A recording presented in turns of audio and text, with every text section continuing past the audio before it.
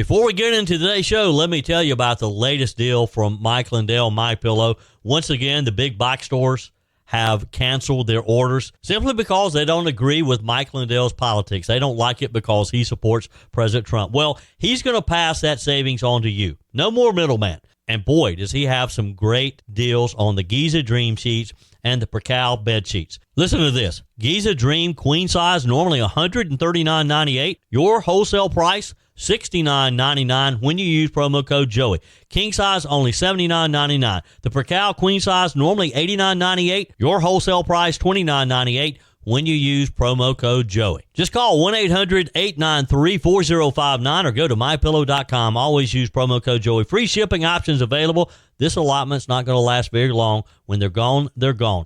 MyPillow.com, promo code Joey. Thanks for joining me in the PhD Weight Loss and Nutrition Studios. To lose weight for the last time, visit myphdweightloss.com. Welcome in as we wrap up another week. Thank you for spending a few minutes of your day with me. More breaking news out of Israel as Israel and Hamas have agreed to phase one of a peace deal that President Donald Trump says will see the release of all living hostages. The deal also has Israel withdrawing its troops from most of Gaza, initiating a ceasefire with Hamas, and many, many other things. We have the details for that. Hostages, we're told, will be home within a few days. New York Attorney General Letitia James, the same Attorney General who led that massive civil fraud case against President Trump and his business empire, has been indicted by a federal grand jury in Virginia on a bank fraud charge. And University of Tennessee at Chattanooga is overruling the student government's denial of a new Turning Point USA chapter. We have those details.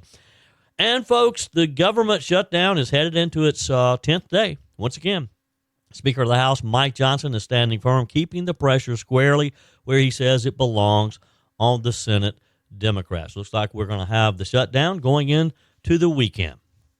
I told you we'd be back. And ye shall know the truth, and the truth shall make you free. It's Joey Hudson. I wanted to name it the Joey Hudson bill, but, they don't allow you to put names on bills. But I wanted to call it the Joey Hudson bill because I know that one's been near and dear to you for a number of years. That's how it's done. Let your voice be heard. And the truth shall set you free. Here's Joey Hudson.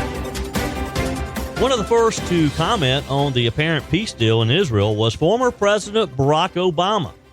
He said yesterday that the world should be encouraged and relieved that an end to the Israeli-Gaza conflict appears near, urging Israelis and Palestinians to seize the moment to rebuild and pursue a lasting peace. Obama wrote on X, after 2 years of unimaginable loss and suffering for Israeli families and the people of Gaza, we should all be encouraged and relieved that an end to the conflict is within sight, that those hostages still being held will be reunited with their families, and that vital aid can start reaching those inside Gaza whose lives have been shattered. He went on to say more than that, though. It's now falls on Israelis and Palestinians, with the support of the U.S. and the entire world community, to begin the hard task of rebuilding Gaza and to commit to a process that, by recognizing the common humanity and basic rights of both peoples, can achieve a lasting peace.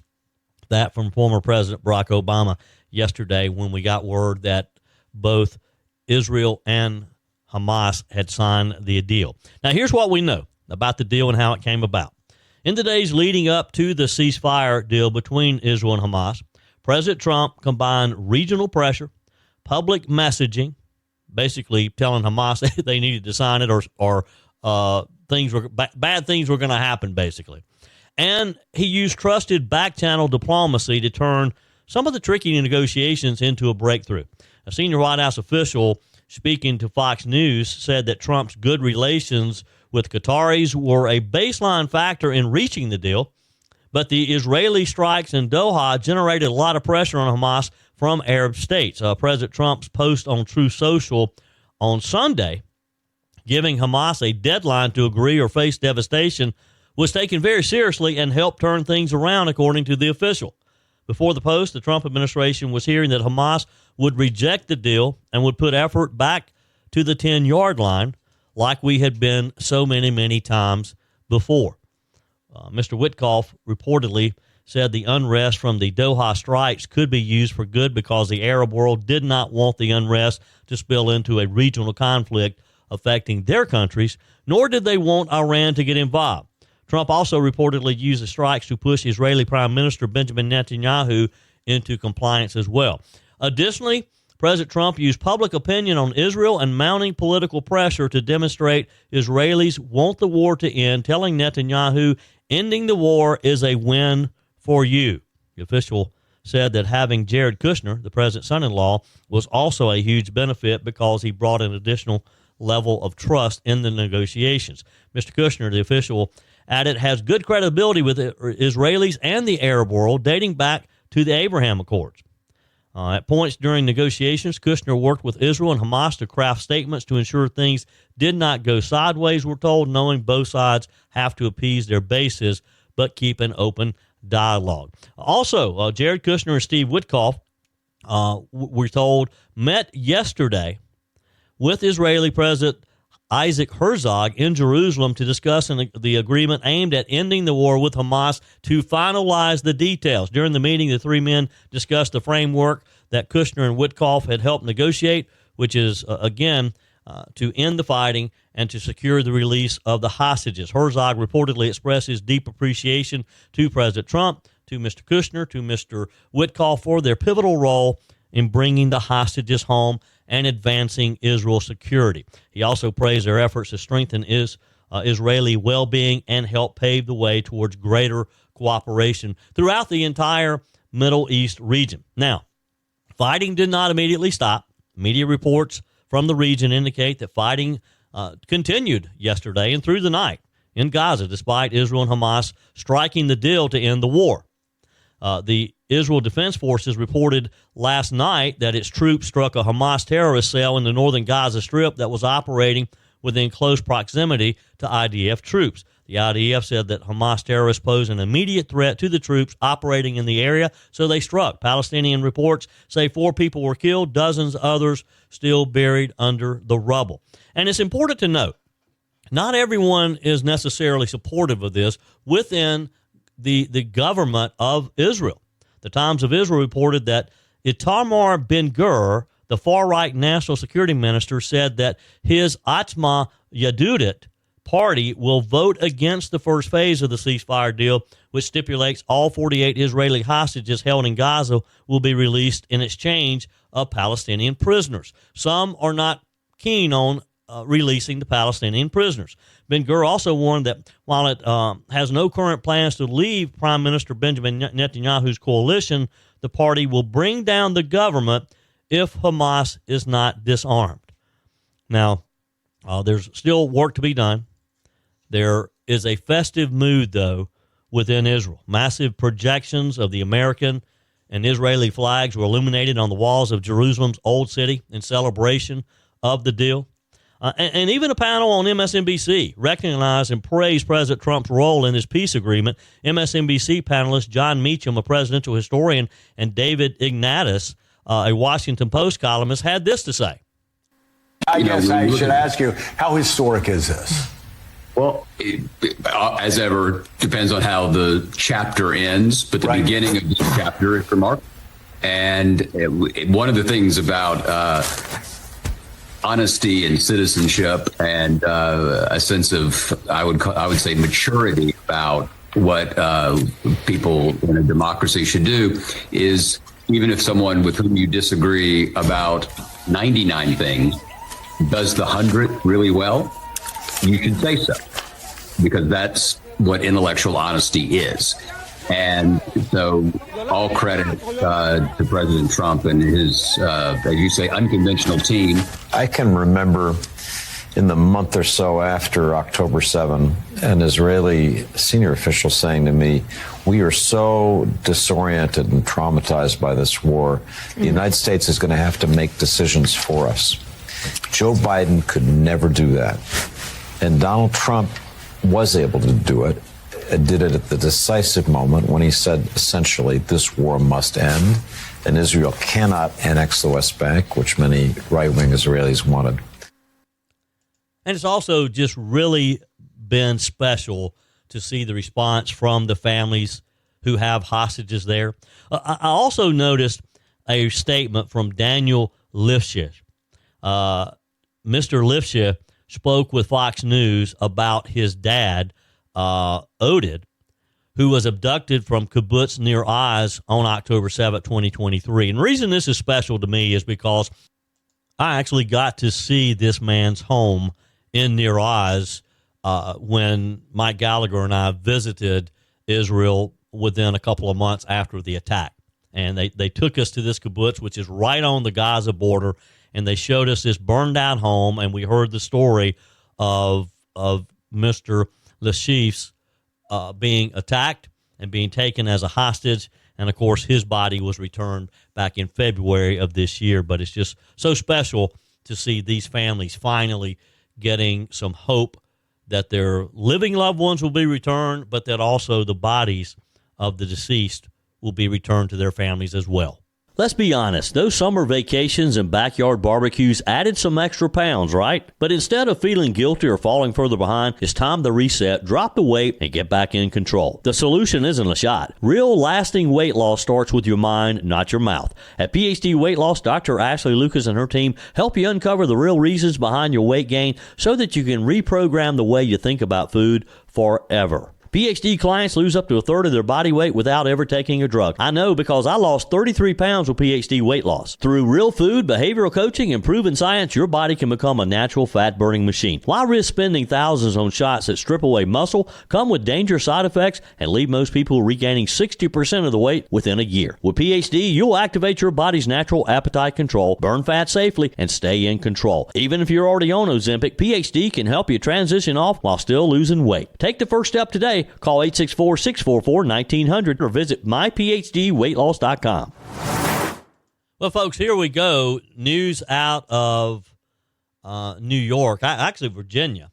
The woman who made her career trying to take down Donald Trump is now the one facing serious federal charges herself. New York Attorney General Letitia James, the same AG who led that massive civil frauds case against President Trump and his business development, has been indicted by a federal grand jury in Virginia on a bank fraud charge.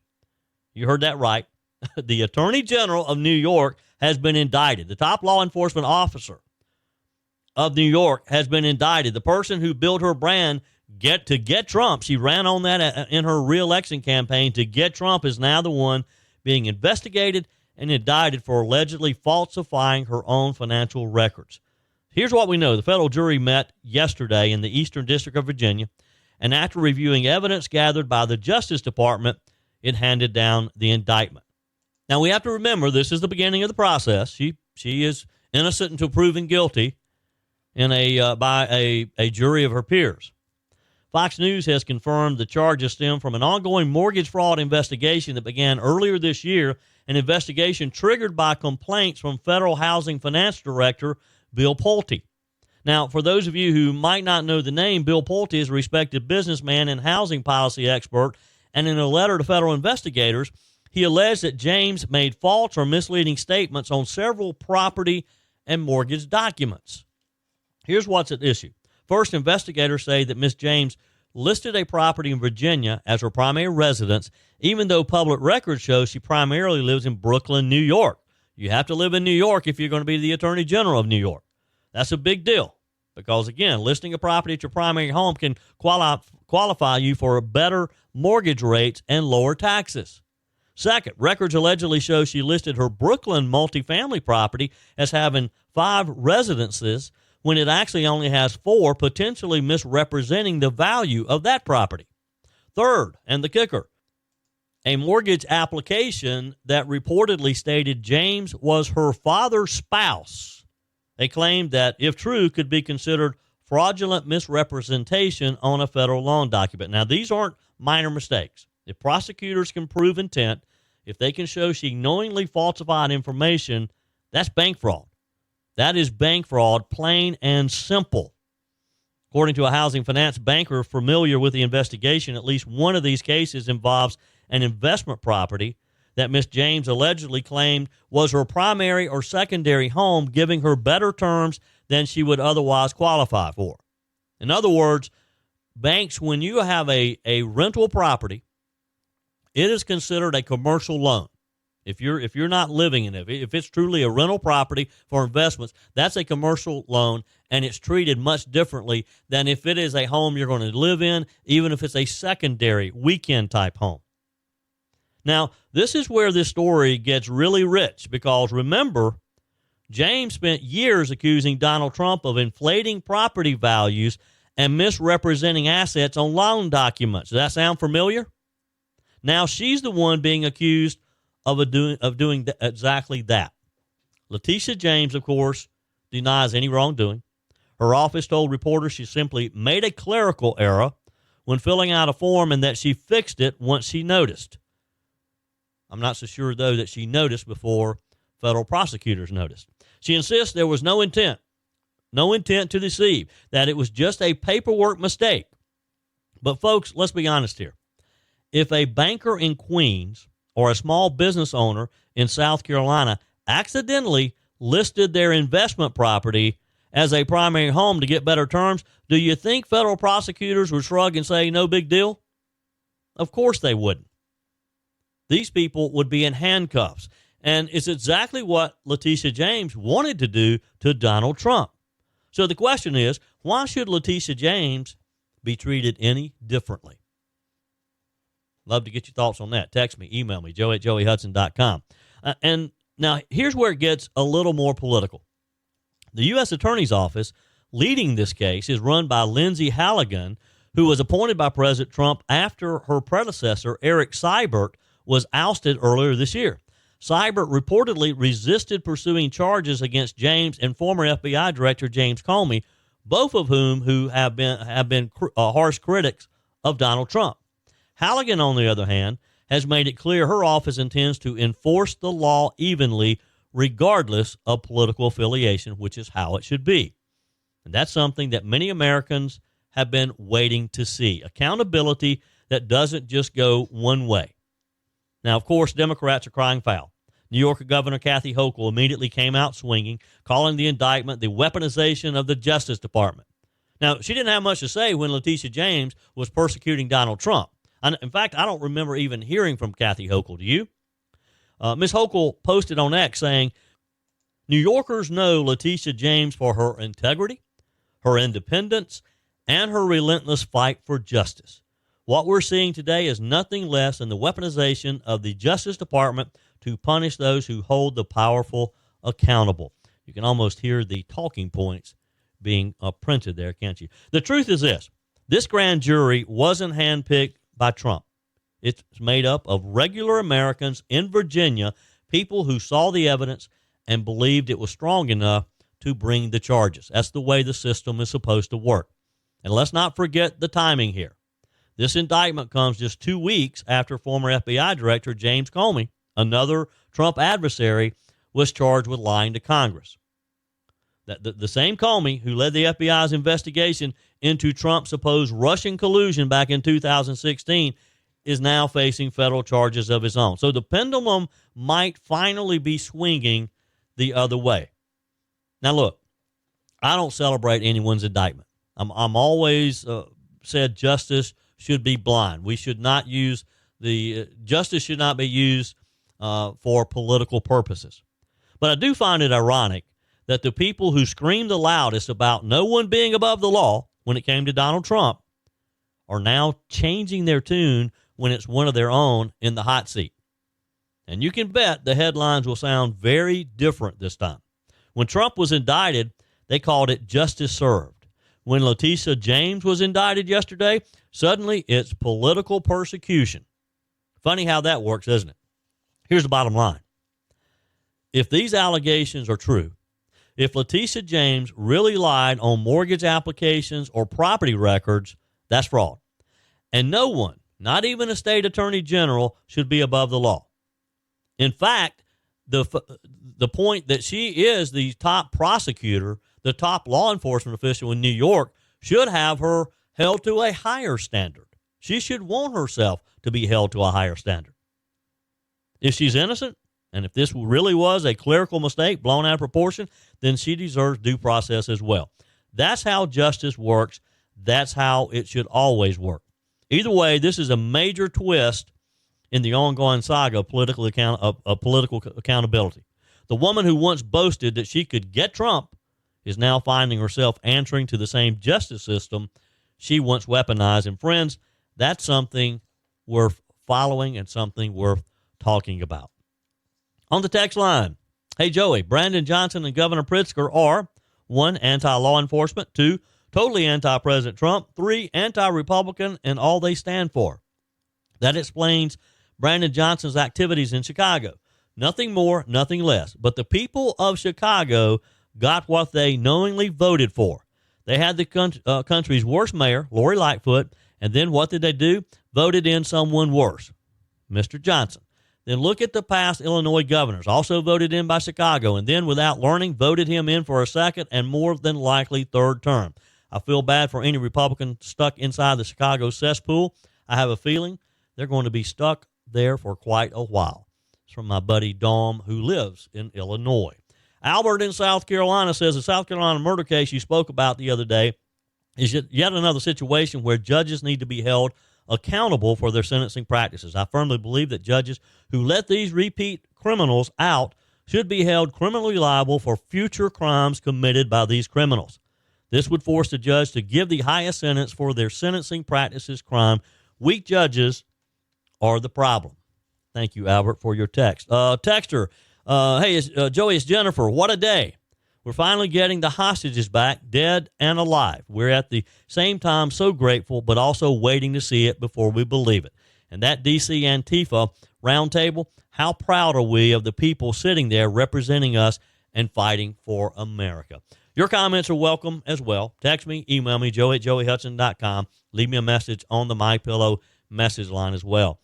864-477-JOEY, 864-477-5639. Always use promo code Joey when you go to MyPillow.com to get the very best deal on all the products Mike Lindell has to offer. He has some wonderful prices on his 6-piece towel set. They're only $39.98 when you use promo code Joey. Normally $69.98 is a 6-piece bath, two bath towels, 2 hand towels, and 2 washcloths in this set. Promo code Joey when you go to MyPillow.com or call 800-928-6034. Of course, we're headed into the weekend with our government still shut down.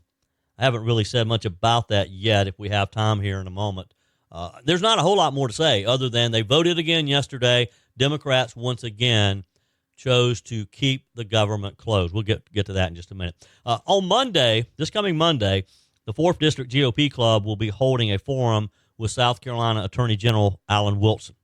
Free speech, one campus at a time is the topic.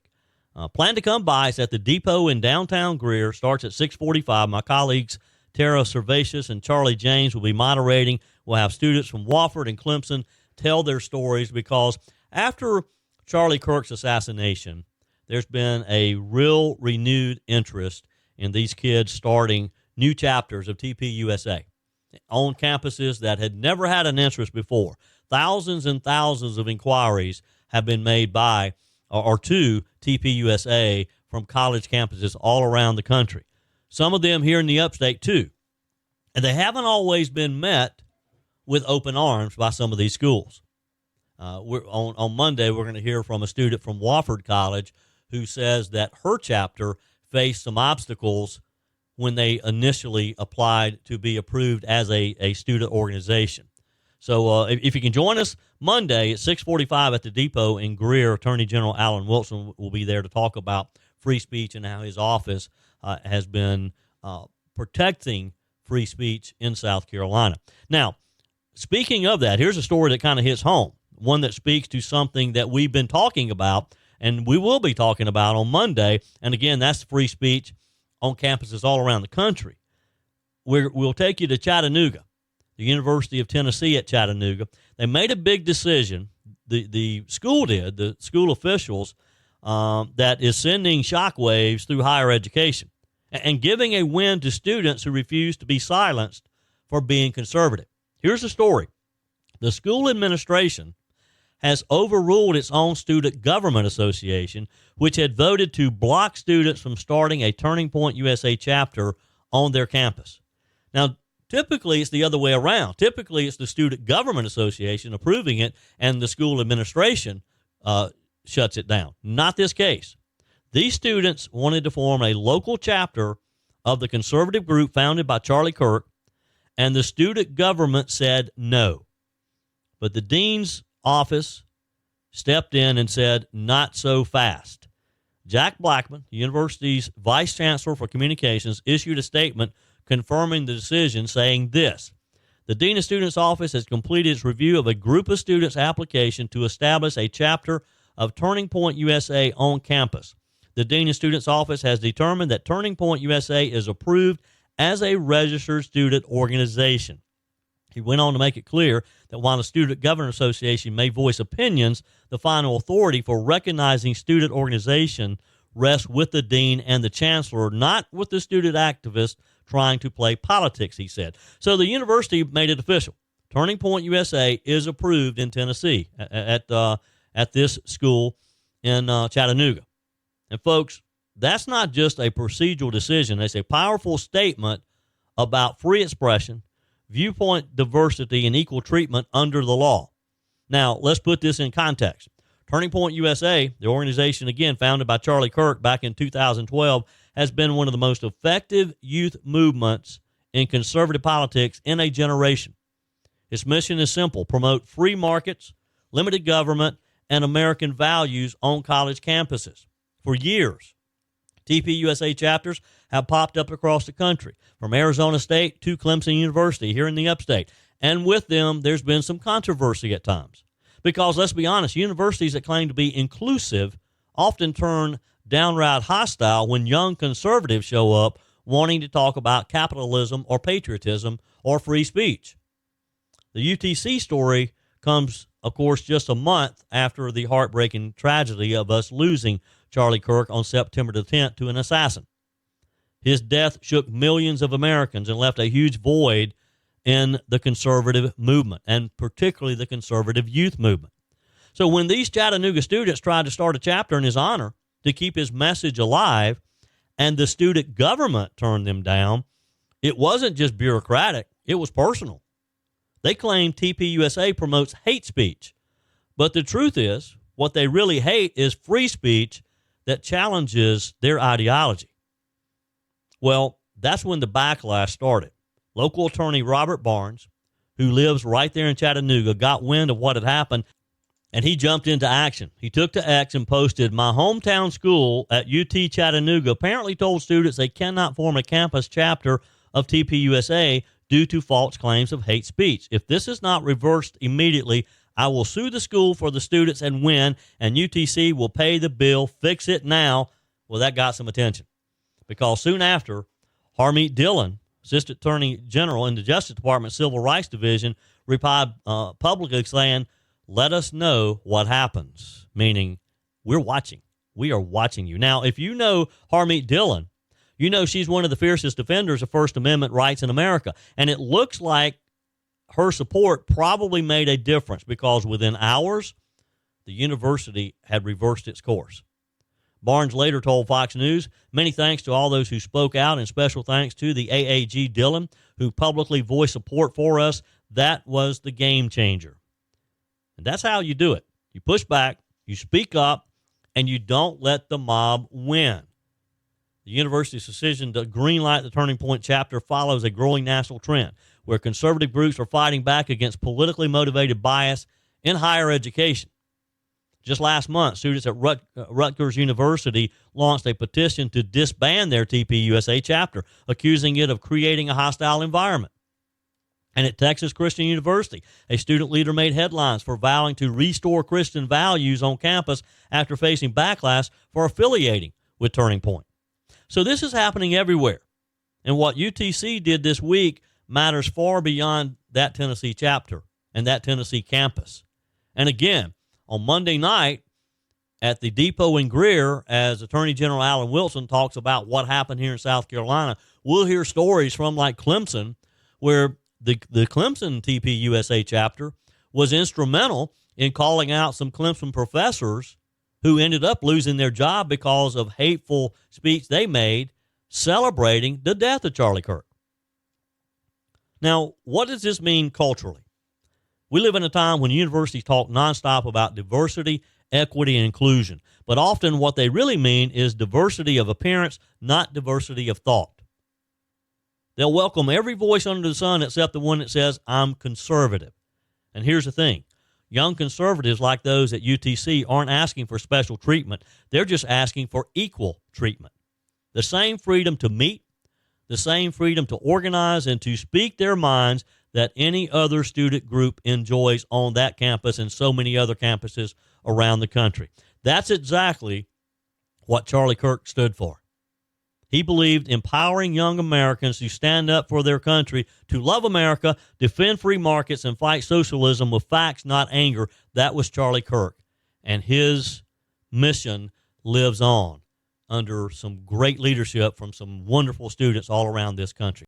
Your comments are welcome on the Furman Ford text line, 864-477-JOEY. That's 864-477-5639. Emails always welcome, joey@joeyhudson.com. Speaking of the Furman Ford text line, it's never been more important to support locally run businesses owned by people who actually live here in the upstate. Let me take a minute to talk with you about our friends at Furman Ford. If you're looking for a new vehicle, maybe a great pre-owned vehicle, one you can trust, or maybe you're looking to order that special vehicle. Either way, if you want a new one, a brand new one, or a pre-owned that you can trust, the folks at Furman Ford, they're there to help you. Their name is on the sign because their name is on the line, because every single transaction is important to them. Jim Furman, Matthew Furman. They do business the right way. When you stop by, when you give them a call, or maybe when you just send them a quick email, you're always going to have access to a member of the Furman Ford family. And by the way, they also offer great service, and you're not going to have to wait weeks and weeks to get it done. And you do not have had to purchase your vehicle at Furman Ford. Doesn't even have to be a Ford. They service all makes and models. Visit my friends at Furman Ford online at furmanford.com, furmanford.com. On our guest line, Lieutenant Governor Pamela Abbott. Welcome. How are you? I'm doing well, my friend. I hope you are too. I am wonderful. Wrapping up another week, heading into the weekend. Before we get into the real important issues, I got to ask you about some of the reports in local media about this censure thing that's going on with the Greenville County Republican Party. Well, I'm not really sure what they're upset about, right? Anybody who knows me, Joey, knows that I am very approachable. I'm very kind. I travel the state every single day. I have been very involved in GOPs all across the state. And, I just kind of laugh at it, because I think, you go back to the old adage, you play silly games, you win silly prizes. And I think the people of South Carolina, especially the people of Greenville, know who I am. I think that group can do what they want. We've seen antics that they have thrown all over the place, and it's okay. I'm really good with who I am and what I've done for the party, and I think everybody knows me, Joey. I think you know me, and this is kind of one of those silly things to get headlines, and if they think getting headlines by trying to come after me, I guess, is what it takes to get it to them, then, God bless. Yeah. Well, and it is silly, and you could almost wear it as a merit badge, because the reputation that this group has developed, I don't know of other elected officials who are going to their meetings either. Yeah, I don't know either. I think we should take a poll of elected officials in Greenville and see how many have showed up there. It's just one of those things. Like, I believe that everybody that's elected want to get out and see their constituents. I was invited last night. I was at the Steel Magnolia Group in North Augusta, talking to them, to a packed house of very excited conservatives, and all very friendly, all very nice, all with great questions. Tough questions. I'm not afraid to answer tough questions at all. And, I'd challenge them to put out a list of who has come to talk to them in, let's say, the last 3 years, and see if we get more than 5 or 6 names. Yeah, well, in good. Total. Yeah. Well, we'll move on because we've probably already given them more time than they deserve as it is. Lieutenant Governor Pamela Abbott, my guest today. Wow, what a 24 hours we've had. It appears Hamas has accepted President Trump's peace plan, and the hostages could be coming home soon. Yes, that is, especially coming off of the heels of October 7th, 2 years. 2 years is too long for families to have waited to see if their loved ones are still alive. President Trump, once again on the global stage, showing what an amazing leader he is, bringing a deal together. And, it's peace through strength, and it's something that we've talked about over and over again with this president, is he is firm, he is resolved, and people realize when he says something, it's not an imaginary line in the sand. It is a true line in the sand. And, as you heard a lot, I was listening this morning to some of the families of the hostages that will be released. And that's what they said. It's only because of who he is and what he is that this deal even got put to the table. And we got to thank all the wonderful people he put in place to get it done. I know Jared Kushner, his son-in-law, was in the Middle East, adding to the, Abraham Accords, which President Trump, we only hear about the Abraham Accords and what that has done to unite the Middle East, adding to that and bringing those allies together to help them in stopping what Hamas was doing and what they did to Israel. Yeah. Lieutenant Governor Pamela Abbott is with me. One of the most satisfying parts of this is you mentioned the families, and I've seen reports of the fact that some of the families were in D.C. to commemorate the 2-year anniversary of the attack. And then upon learning of the peace deal, they were able to talk with the president. I mean, what a phone call that must have been. No kidding. I mean, how do you say thank you enough for somebody to bring home your child or your sister or your brother? I don't know, but I can only imagine that they are excited. It will be a sad day for some, though, Joey, because as you heard, there will only, I've heard reports on different media outlets that only 10 to 20 will be alive and the rest will be the bodies. Yeah. And so, please keep those families in your prayers because not everyone is going to have a joyous reunion. Yeah. Some will just be finding peace in knowing that they can bury their loved ones, which, again, being a mom of 3, Joey, I can't even imagine the heartbreak and loss of having to bury your own child. I know, just unimaginable for sure. Switching gears a bit here, of course, the shutdown is still in full force as the Democrats apparently are digging in. They just don't want to accept the fact that this is all about giving illegals health care. Now, I keep hearing the argument, well, illegals can't qualify for Obamacare. But that's not really the point here. The point is that there's so many who use our emergency rooms as primary care, and guess where the hospitals get their reimbursement money? Oh, yeah.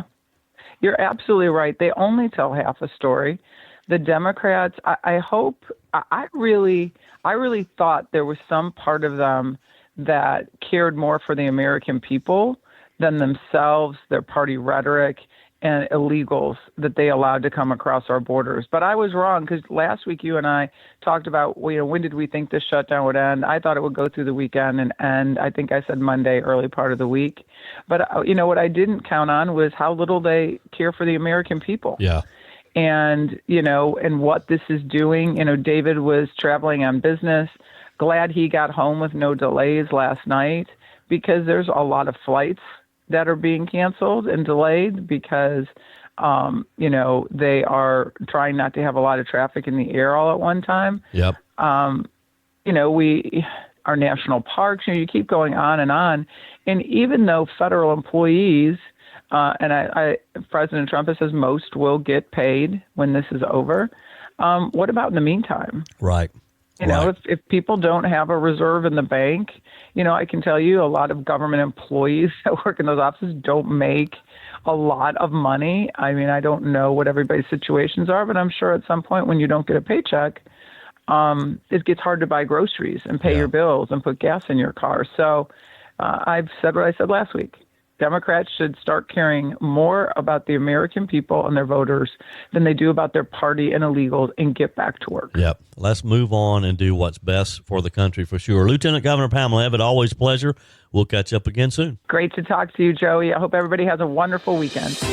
That's it for today's edition of Just the Truth. Thanks for joining me in the PhD Weight Loss Studios. To lose weight for the last time, visit myphdweightloss.com. If you haven't joined my mailing list yet, visit my website, joeyhudson.com. Click on the Connect with Joey button so that you can receive our emails and the most up-to-date news. Also, join me on my YouTube channel. Be sure and like, comment, and subscribe. Just search for Joey Hudson. As always, thanks for spending a few minutes of your day with me. Do me a favor and forward this episode to a few friends. Just click on the share button and send to your contacts. We need to build an army of conservatives to win our country back, and we can do that by continuing to share the truth with our friends and family. Keep those comments coming via the Furman Ford text line 864-477-JOEY. Email to joey@joeyhudson.com, and I love your messages on the MyPillow message line. Again, that's 864-477-JOEY, 864-477-5639. Be sure and take advantage of the MyPillow special, just $14.88 on the standard MyPillows when you use promo code Joey. Order online at mypillow.com or call 800-893-4053. We're back again tomorrow and hope you'll plan to join us. Until then, remember, God's got this. He's still in control.